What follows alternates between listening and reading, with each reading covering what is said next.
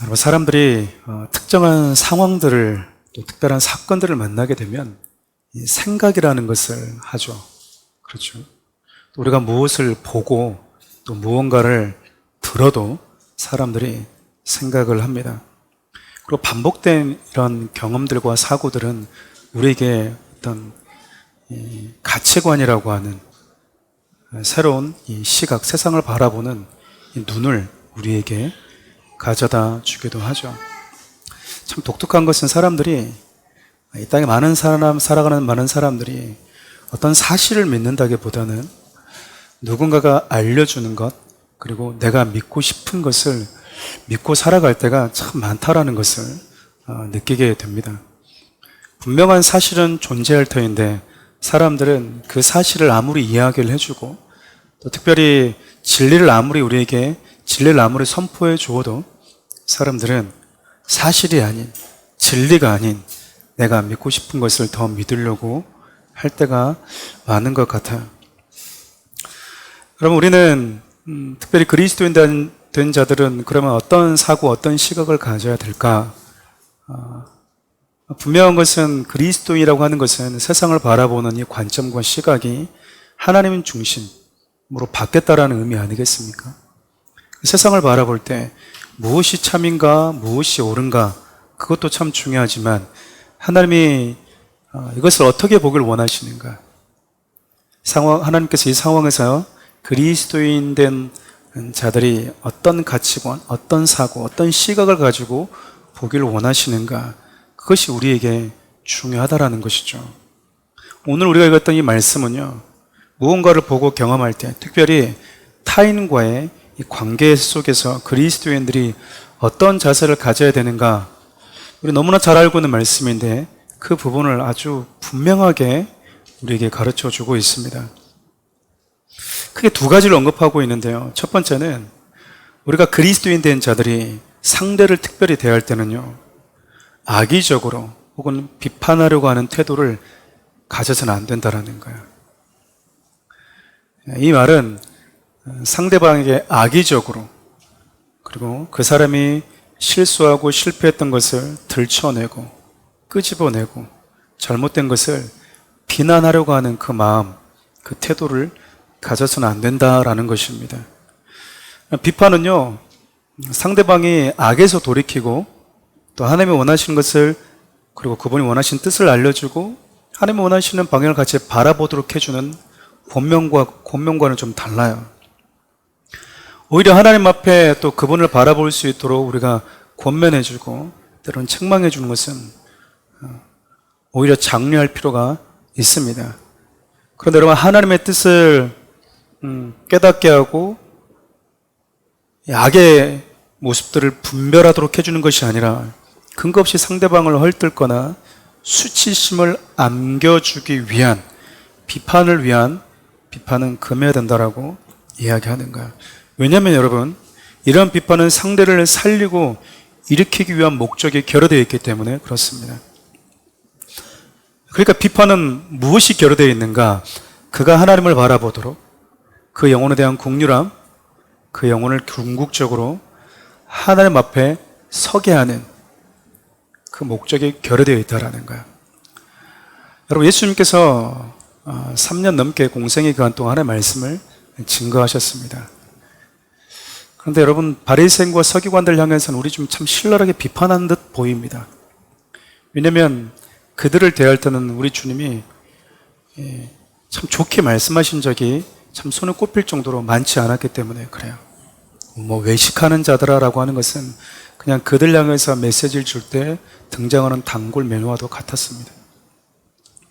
그럼 우리 주님의 이 메시지는 비판하는 것이었나? 그들을 불끄럽게 하기 위한 것이었나? 그렇지 않습니다. 우리 주님의 그 말씀에는 그들이 그 왜곡되고 거짓된 가면을 벗고 하나님 앞에 올바로 서기를 바라는 그 영혼을 향한 긍휼의 마음과 하나님 앞에 서도록 만들고자 했던 우리 주님의 간절한 사랑이 들어가 있었어요.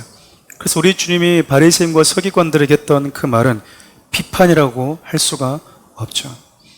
우리가 이런 말들을 잘못 또 적용하다 보면 저 사람이 나한테 오늘 비판하지 말라고 그랬는데 나 비판했다고. 감춰주고 보듬어 줘야 되는데 들춰냈다고. 근데 여러분, 하나님의 말씀 자체가, 이 말씀이 가지고 있는 독특함이 우리 안에 있는 것들을 빛으로 드러내는, 말씀 자체가 빛이라고 하는 속성을 가지고 있기 때문에 이 말씀이 우리 가운데 들려지면 내 안에 어둠이 드러난다라는 거예요.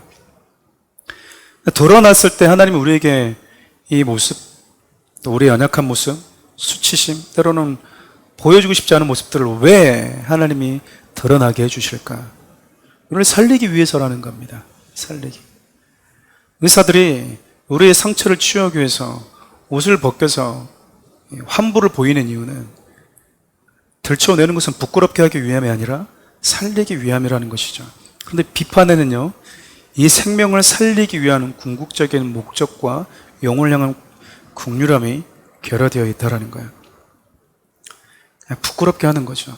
나의 어떠함을 드러내기 위해서, 내가 그 사람보다 낫다라고 하는 것을 드러내기 위해서, 혹은 나의 정당성을 드러내기 위해서 상대를 수치스럽게 하는 것. 이것은 그리스도인들이 영혼들을 향해서 가져야 되는 모습과는 거리가 멉니다. 뿐만 아니라 악의적인 비판은요, 비판하는 이 당사자에게 부메랑이 되어서 돌아온다고 합니다. 여러분, 반복해서 내가 했던 말이 부메랑이 되어서 돌아오고 있다라고 한다면 내가 누군가를 향해서 긍휼이 빠진 비판을 내뱉고 있지는 않았는가, 악의적인 비판을 내가 쏟아놓지는 않았는가, 점검해 볼 필요가 있다라는 겁니다. 오늘 말씀을 근거로 타인과의 관계 속에서 그리스도인들이 추구해야 되는 두 번째 자세는요, 상대의 흠을 보기 전에 내 모습을 먼저 점검하는 것입니다. 예수님께서 형제의 눈 속에 있는, 즉 형제의 연약함과 형제가 바로 서야 될 그 부분들을 가장 먼저 발견한 자에게 뭐라고 요구하고 계시냐면요, 너에게 그런 모습이 있는지 점검해 보라는 거예요. 다시 말하면 하나님 앞에서 충분히 머물러 보는 시간을 가지라는 겁니다. 우리 3절 말씀 함께 읽어볼까요? 어찌하여 형제의 눈 속에 있는 티는 보고 내 눈 속에 있는 들보는 깨닫지 못하느냐. 성도들을 이렇게 만나다 보면요, 유독 상대방의 부족한 부분들을 잘 보는 분들이 계세요. 좀 둔감하신 분들은 그래? 나는 잘 모르겠는데? 라고 얘기하는 분들이 많이 계시지만, 또 어떤 분들은 참 예리하게 뭔가가 잘 눈에 들어오시는 분들이 있습니다. 교회 딱 들어서는 순간 여기는 뭐가 문제고 뭐가 문제고, 설교를 딱 듣고 앉는 순간 목사님 이게 문제고 저게 문제고, 목사님은 설교할 때 이 부분이 좀 잘못됐고, 유독 이렇게 뭔가가 이렇게 지적하듯이 보이는 사람들이 있어요. 또 상대방을 이렇게 딱 만나다 보면 저 성도는 저게 문제고, 말투는 저게 문제고, 눈빛은 저게 문제고, 표정은 저게 문제야. 여러분들 어떠신 것 같아요? 이게 잘 들어오십니까? 그러니까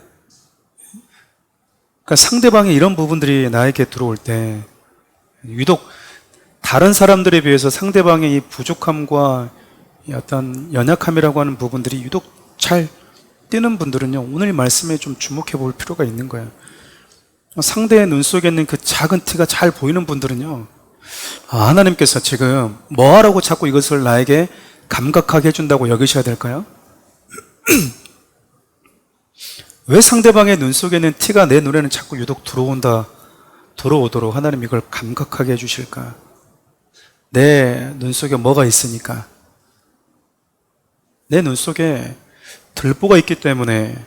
들보라고 하는 것은 기둥이거든요. 이게 어떻게 눈에 들어갈 수가 있겠습니까? 그렇잖아요. 그런데 상대방의 어떤 연약함이 잘 보인다는 것은 그 부분이 내게 있지는 않은지 반드시 뭐 하라는 거예요?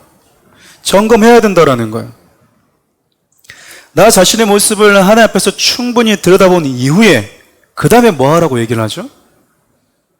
그 다음에 상대가 충분히 받아들일 준비가 되어져 있을 때, 그 영혼에게 내가 다가가는 이 마음이 사랑인지, 그 영혼을 하나님 앞에 올바로 세우고자 하는 그 마음이 내 안에 있는지,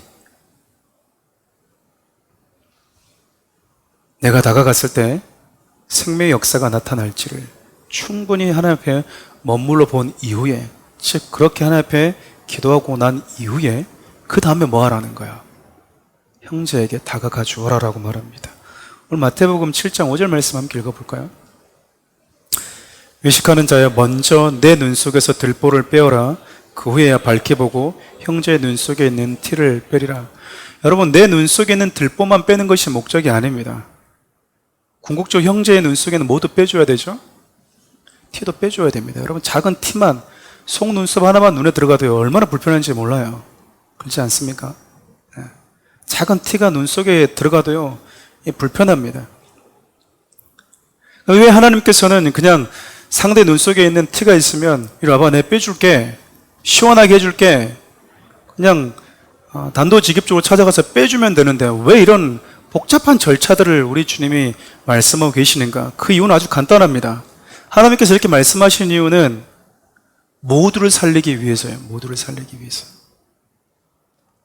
다시 말하면 내가 하나님 앞에서 충분히 머물러 있지 못한 채 상대방의 잘못만을 고쳐줘야 되겠다라고 덤벼들다 보면요, 상대방의 영혼은 물론이거니와 내 영혼에도 결코 유익을 주지 못한다라는 거예요. 특별히 이 말씀은 누군가를 권면하고 가르쳐주고 하는 위치에 있는 분들, 또 리더십에 있는 분들, 그런 특별히 마음에 많이 새겨야 되는 영역이기도 합니다. 왜냐면은 리더십에 있는 분들은 멤버십을 향해서 자꾸 뭔가를 가르쳐 주려고 하잖아요. 기질적으로 좀 가르치는 은사가 나는 상대방에 비해서 조금 많이 있다라고 하는 분들은 늘 뭘 해야 됩니까? 학교에서 가르치는 지식이야 일방적으로 아이들에게 많이 가르쳐 주면 되겠지만, 영적인 세계에서의 이 지식은 세상적인 지식과는 성격이 많이 다르다라는 거예요. 왜냐면 이 부분 속에서 누가 개입을 할 수 있다라는 거죠? 사단이 개입할 수 있다라는 거예요. 선한 의도를 가지고 있음에도 불구하고 사단이 얼마든지 이 안에 개입되어서 관계를 틀어버리고, 나아가서 하나님과 그 사람과의 관계도 틀어버리고, 그리스도 안에 한 지체된 우리와의 관계도 틀어버릴 수 있기 때문에 그래요. 아무리 목회자가 성도들에게 하나님의 말씀을 가지고 다가가도 신뢰가 무너지게 되면 그때부터는 다 이상하게 보일 수밖에 없는 거예요. 검은 안경을 끼면 세상이 검게 보이고, 붉은색 안경을 끼면 세상이 붉게 보이듯이 사단이 내가 모르는 사이에 내 눈에 검은색 렌즈를 끼워 놔버리는 순간 아무리 진정성 있게 상대방에 다가가도요, 대상 듣지 않습니다. 다 왜곡되게 보이는 거예요. 목회자는 저도 마찬가지 아니겠습니까? 아무리 사랑의 마음을 가지고 부족하지만 그렇잖아요. 여러분들의 부모님들이 여러분들에게 다 완벽한 건 아니거든요. 근데 뭐는 있죠? 우리 부모가 나를 뭐 한다라는 믿음은 있습니까? 나를 사랑한다는 믿음은 있잖아요. 우리 부모님이 서울대를 나오지 않고 하버드를 나오지는 않았을지언정, 옆집 아저씨보다 좀 덜 똑똑할지언정, 옆집 아저씨가 타고 다니는 차보다 좀 좋은 차를 못 타고 다니고, 나에게 옆집 아저씨가 해주고 있는 것보다 조금 더 교육 환경에 조금 더 못 해주는 부모라 할지라도 우리 부모가 가장 나를 아끼고 사랑한다라는 그 믿음 우리 안에 있잖아요. 근데 여러분, 이 세상을 바라보는, 상대를 바라보는 이 시각이 어느 순간 사단에 의해서 딱 가려지게 되면요, 그때부터는 내가 보고 싶은 것만, 내 눈에 비춰진 것만 보게 됩니다. 우리 오늘 6절 말씀을요, 여러 가지로 해석할 수 있겠지만 메시지 성경을 보면 좀 독특하게 표현을 해놨습니다. 함께 읽어볼까요? 거룩한 곳으로 장난치지 마라. 농담과 바보짓은 하나님께 영광이 되지 않는다. 거룩한 신비를 한갓 슬로건으로 격화시키지 마라. 시대를 따라가려다가 너희는 오히려 약해져서 불경스러운 사태를 부를 뿐이다. 충분히 하나님 앞에 머물러 있지 못한 상태, 내 눈 속에 있는 들보를 충분히 보지 못하고 점검하지 못한 상태로 상대방에 다가가게 되면, 내가 하나님의 뜻을 가지고 너에게 말해주는 거야, 내가 주님의 마음을 가지고 너에게 말해주는 거야, 네 눈 속에 있는 내가 티를 빼주려고 하는 거야 라고 덤벼들다 보면 이것이 하나님 보시기에 어떤 일이 될 수 있다는 거죠? 거룩이라고 하는 속성을 가지고 장난치는 게 된다는 거예요. 거룩한 신비, 즉 다시 말하면 하나님과 그 속에서, 그와의 관계 속에서 하나님과 그와의 관계를 가로막고 있는 그 작은 티, 아주 작은 이 왜곡된 논리들을 이게 걷어주기 위해서 다가갔는데, 영혼에 대한 사랑과 하나님 앞에 충분히 내가 머물러 있어 보는 그 시간이 결여되면요, 거룩한 신비가 한갓 슬로건으로 격화되어 버릴 수 있다는 거예요. 그리고 뭐에 빠질 수 있다는 겁니까? 나 스스로의 정당함. 나는 사랑으로 다가갔는데 왜 저래? 같이 잘해보자고 그러는 건데 왜 저래? 이렇게 돼버릴 수 있다는 거예요.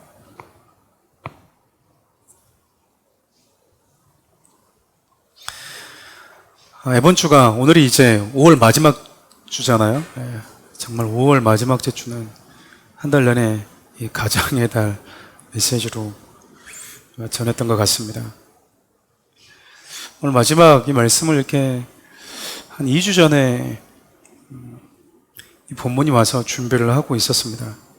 그런데 제가 이 말씀을 계속해서 이렇게 묵상하면서 그런 마음이 들기 시작했어요.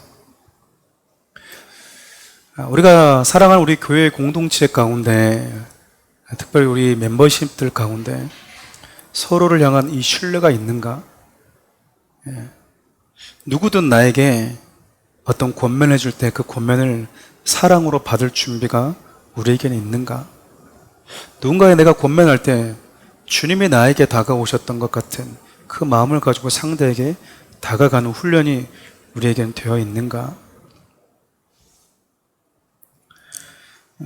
목회자와 성도와의 관계는 어찌되었든 우리가 하나님 앞에 섰을 때 최대한 그분 앞에 섰을 때 부끄럽지 않은 모습으로 서기 위해서 때로는 훈계하고 때로는 책망하고 때로는 권면하고 때로는 손을 잡아 일으켜주면서 함께 가는 믿음의 공동체가 아니겠습니까?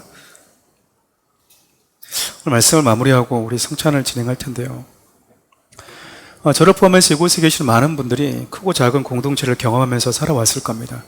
여러분 경험해 보셨겠지만 이 땅에 완벽하고 완전한 공동체가 있던가요? 나 자신이, 여러분 개개인이 죄인이라고 하는 것이 주님 앞에 정직하게 인정이 된다면, 내가 죄인이라고 하는 그 사실 하나만으로 저와 여러분이 머물고 있고 속해 있는 모든 공동체가 불안하다는 것을, 그리고 불안정하다는 것이 충분히 증명되는 거 아니겠습니까? 내가 죄인이잖아요. 그럼 죄인된 내가 어떤 곳에 속해 있다는 것은요, 그냥 그 자체로 불안정하다는 거예요. 불안정해. 그래서 우리가 모인 공동체 역시 말도 많고 탈도 많습니다. 교회 가장 말이 많은 곳이 식당 이렇게 얘기해요. 식당. 그리고 찬양팀 많다고 그러잖아요. 말이 많다고 그래. 말이 근거도 없는 말들. 집사님 누가 그랬어요? 권사님 누가 그랬어요? 그러다 보면은 누가 안 보입니다. 그래서 우리는 뭘 다 잃어버리는 거죠? 주님이 뭘 원하시는가? 주님이 그런 부족함이 있음에도 불구하고 교회를 왜 세웠는가? 여러분, 하나님의 선하심을 믿으십니까? 하나님이 실수하지 않는다는 걸 믿으십니까? 그러면 실수하지 않으시는 그분이, 가장 선하신 그분이 서로 각자 다른 환경에서 살아온 저와 여러분들을 이곳에 불러 모아 주었다는 것은, 여러분 곁에 있는 멤버십들이 하나님이 지금 이 시간 저와 여러분들에게 만나게 해줄 수 있는 가장 선한 만남이라는 믿음이 있으십니까?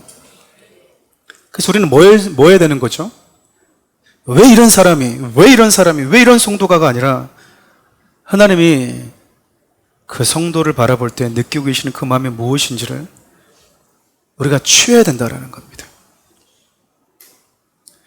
우리 안에는요, 눈 속에 작은 티가 있는 성도들도 있고요, 눈 속에 커다란 기둥뿌리가 있는 성도들도 섞여 있습니다. 얼굴에 재가 묻어있는 성도도 있고요, 그보다 더 많은 것이 묻어있는, 얼룩져 있는 성도들도 있어요. 자기만 모를 뿐입니다. 참 독특한 게, 평생 내 얼굴 내가 달고 살지만 내 얼굴을 내가 직접 볼 수는 없다라는 거야. 그렇지 않습니까? 손은 내가 이렇게 볼 수 있지만 여러분의 안면 얼굴을 보신 분이 계십니까? 직접? 거울을 통하지 않고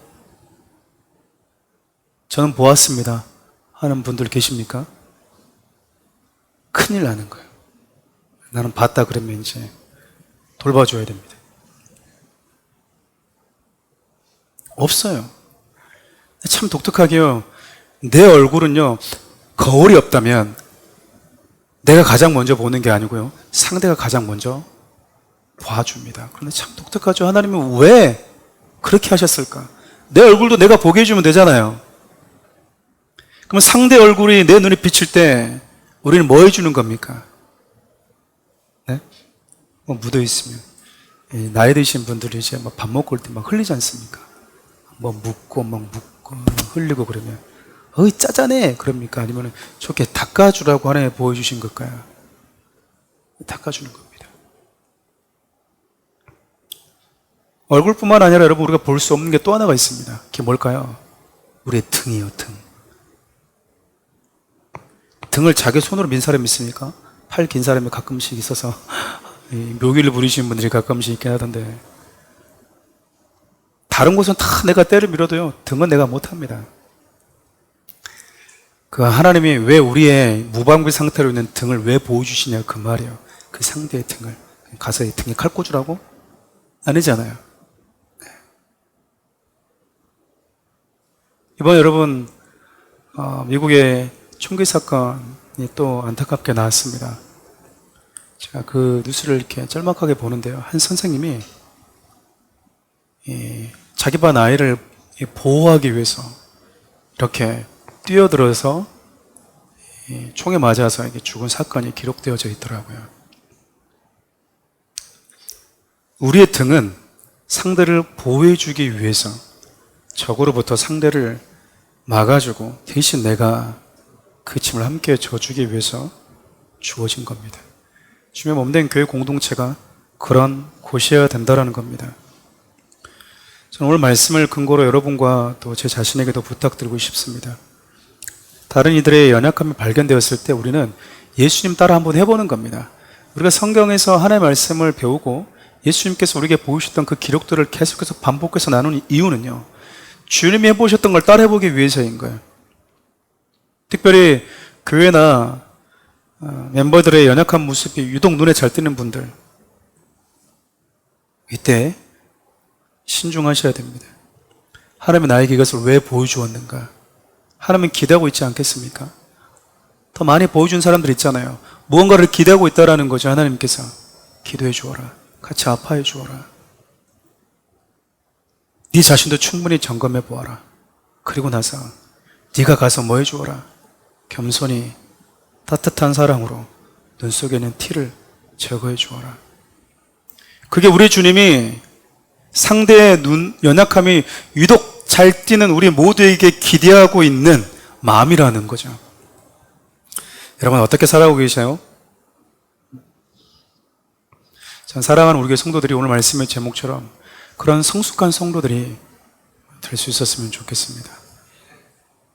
한번 기도할까요? 살아계신 하나님, 귀한 성도들이 오늘 주신 말씀처럼 지체들의 연약한 부분들이 내 눈에 들어올 때